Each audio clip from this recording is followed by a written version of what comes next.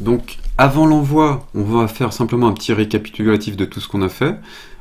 On a commencé par vérifier le nombre de salariés. Ensuite, on a fait les contrôles Sedge et les contrôles DSNVal. Toutes les informations qu'on avait en erreur, on les a corrigées dans la paye et aussi au niveau de la DSN. Si vous aviez beaucoup d'erreurs, vous pouviez refaire une synchronisation, régénérer votre DSN. Dans le cas contraire, ne vous embêtez pas, vous le verrez sur le mois prochain si vos erreurs dans la paye ont bien été corrigées, si c'était au bon endroit que vous les avez corrigées dans la paye. Quand c'est fait, que vous avez plus d'erreurs au niveau de contrôler et de DSNVal, là, on commence à vérifier les montants. Donc, pour les montants, on va dans établissement, cotisation, on vérifie nos cotisations à l'aide de votre état DUX-EDI, mais surtout à l'aide de votre état résumé de cotisation. Il peut y avoir des différences entre l'état DUX-EDI et l'état résumé de cotisation, donc faites attention quand même. Si vous utilisez l'état DUX-EDI, qui est forcément plus simple à utiliser, vérifiez quand même les montants aussi par rapport à l'état résumé de cotisation. Vérifiez toujours rapidement si votre IBAN remonte bien, si c'est le bon compte avec le bon montant. Ensuite, vous passez sur les salariés. Comme on disait, là, la question à se poser, c'est quel changement j'ai eu au niveau de ma paye, les entrées, les sorties, les arrêts de travail, les primes diverses et variées, les autres revenus, les montants autres revenus divers et variés, les exonérations possibles. Voilà, ça c'est à peu près l'ensemble des infos où il faut se poser la question et au besoin, allez voir les salariés qui sont concernés, surtout si c'est la première fois que vous avez le cas. Quand on s'est posé toutes ces questions, on peut aussi sortir les états au niveau des montants de la paye et des cotisations. Donc ça, c'est les montants liés au bulletin. Et je vous conseille de regarder avec les grilles de saisie, donc les grilles qu'on avait vues juste avant, au moins quelle personne était en arrêt si les arrêts sont bien remontés.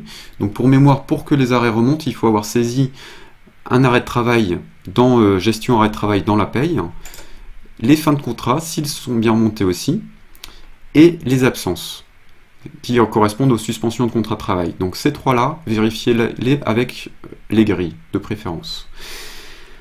Quand tout ça c'est fait, on recontrôle pour être sûr nos contrôles de cohérence, histoire de voir si on n'a pas refait des erreurs.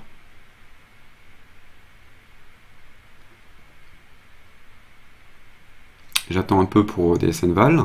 Voilà, je vois que c'est bon. Et on peut enfin passer à l'envoi de la DSN. Donc bouton envoyer. J'ai deux façons de faire. Ou bien Sedge Direct est installé et connecté à NetEntreprise. Enfin au portail Sedge Déclaration en fait, qui va retransmettre sur NetEntreprise. On peut passer par là. Et du coup, on va simplement saisir le nom, le prénom et le SIRET qu'on aurait renseigné sur le site DSN Entreprise, NetEntreprise, pardon, sur le site NetEntreprise si on s'était connecté manuellement. Et ces informations vont rester dans le module pour les prochaines DSN. Donc du coup, on n'aura plus qu'à... on peut recontrôler la DSN avant l'envoi, ça refait le contrôle ici. C'est pas forcément utile si vous l'avez fait avant de l'envoyer. On peut aussi tester pour la première fois l'envoi de la DSN, vérifier ce que ça donne sur NetEntreprise, et sinon, pour les mois d'après, envoyez-le directement en réel, il n'y aura pas de souci. De toute façon, s'il y a des erreurs bloquantes, vous pourrez toujours renvoyer votre DSN. On verra après comment on fait pour annuler l'envoi et puis modifier les informations. Donc je déclare en ligne, ça passe directement par Sedge Direct. Nous, ce qu'on va faire, c'est qu'on va passer par la deuxième façon de faire, autre emplacement. Et là, je vais choisir sur mon disque dur un endroit où je vais mettre ma DSN. Donc là, j'en avais déjà créé une. Je vais la recréer. DSN du mois de novembre, c'est un fichier texte. Oui. Je supprime. Et je clique sur OK.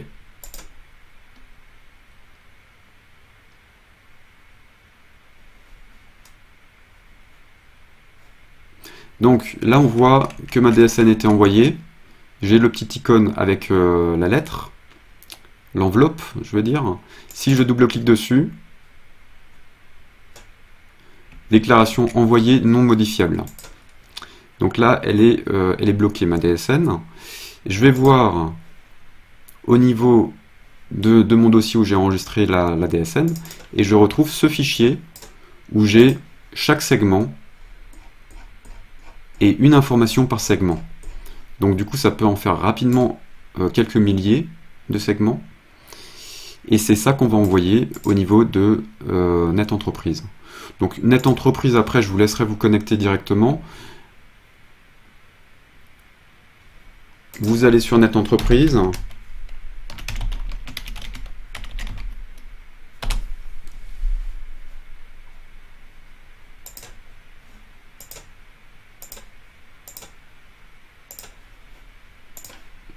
Voilà, et là, en général, vous avez déjà votre SIRET nom prénom, votre mot de passe, vous faites connexion, et dans Net Entreprise, vous aurez un onglet pour la DSN, vous cherchez le bouton parcourir, et vous importez directement votre DSN dedans.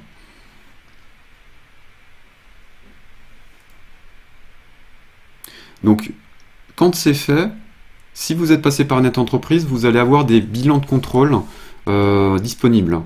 Je vous invite à vérifier tous les bilans de contrôle, à regarder si tout est bon.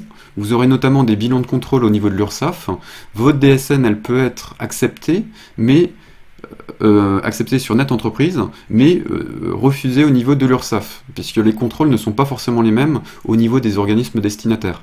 Un exemple très concret, on avait des soucis sur les taxes de transport qui remontaient sans les codes INSEE des communes, et du coup c'était bien accepté sur Net Entreprise. Par contre, au niveau de l'URSSAF, ça empêchait totalement de reconstituer la DUX EDI, puisque pour eux ça reste une DUX EDI derrière.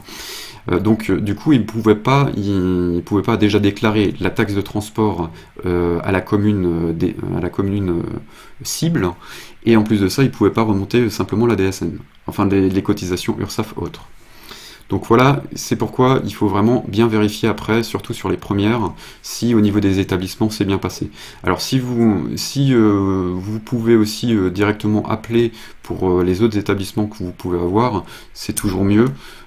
Sinon vous vous connectez sur les sites, enfin vous regardez un peu comment vous pouvez faire en fonction.